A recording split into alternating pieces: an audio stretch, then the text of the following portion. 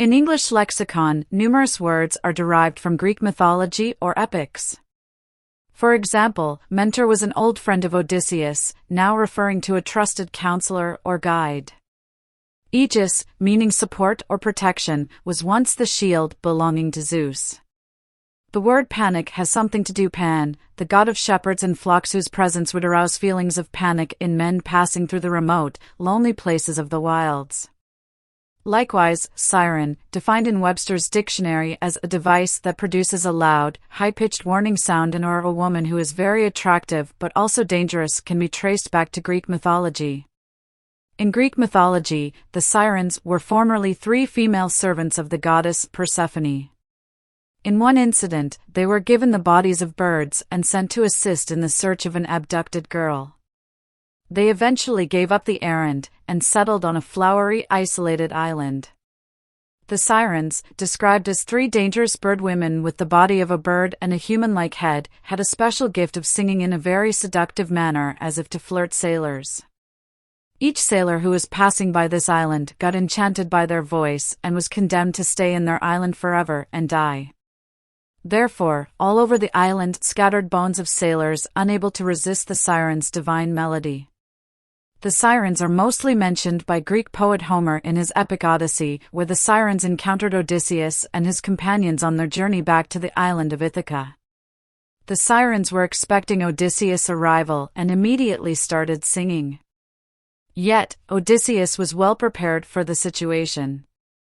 As he sailed by, he blocked his companions' ears with wax and asked them to bind him tightly to the boat mast. This way, the Greek hero Odysseus successfully escaped from the temptation and continued his long journey to Ithaca. The sirens were so distressed to see a man outwitting them that they threw themselves into the sea and drowned. Next time, when you hear the ambulance siren wailing on the street, you may recall the mythical bird women. But don't worry. The wailing siren won't do you any harm.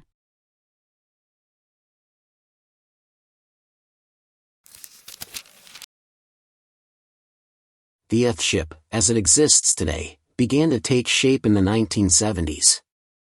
Mike Reynolds, founder of Earthship Biotecture, a company that specializes in designing and building Earthships, wanted to create a home that would do 3 things. First, it would be sustainable, using material indigenous to the entire planet as well as recycled materials wherever possible. Second, the homes would rely on natural energy sources and be independent from the grid, therefore being less susceptible to natural disasters and free from the electrical and water lines that Reynolds considered unsightly and wasteful. Finally, it would be economically feasible for the average person with no specialized construction skills to be able to create. Eventually, Reynolds' vision took the form of the common U-shaped earth-filled tire homes seen today. As a concept, the Earthship was not limited to tires. Any dense material with a potential for thermal mass, such as concrete, adobe, or stone, could theoretically be used to create an Earthship. However, the earth-pounded tire version of the Earthship is now the most common design, and is usually the only structure referred to as Earthship. In 2004, the very first Earthship in the UK was opened at Kinghorn Loch in Fife, Scotland. It was built by volunteers of the SCI charity. In 2005, the first Earthship in England was established in Stammer Park, Brighton, with the Low Carbon Trust. And the first Earthship in South Africa was built by Angel and Yvonne Camp from 1996 to 1998.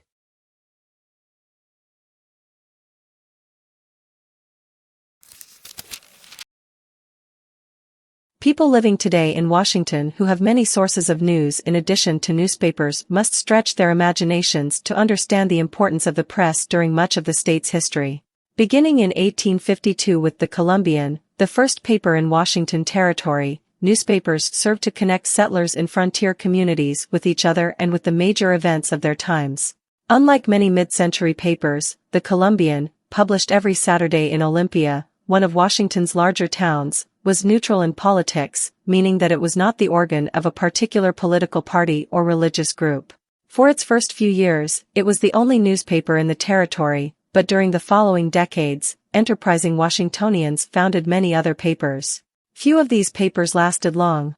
Until the turn of the century, most were the production of an individual editor, who might begin with insufficient capital or fail to attract a steady readership. Often working with no staff at all, these editors wrote copy, set type, delivered papers, oversaw billing, and sold advertising. Their highly personal journals reflected their own tastes, politics, known as the Oregon style, graphic, torrid, and potentially libelous. Early newspapers were thick with print, carrying no illustrations or cartoons. Advertising was generally confined to the back pages and simply listed commodities received by local stores. Toward the end of the century, newspapers in Washington began to carry national advertising, especially from patent medicine companies. By 1900, Washington boasted 19 daily and 176 weekly papers, most of which reflected less the personal opinions of the editor than the interests of the large businesses they had become.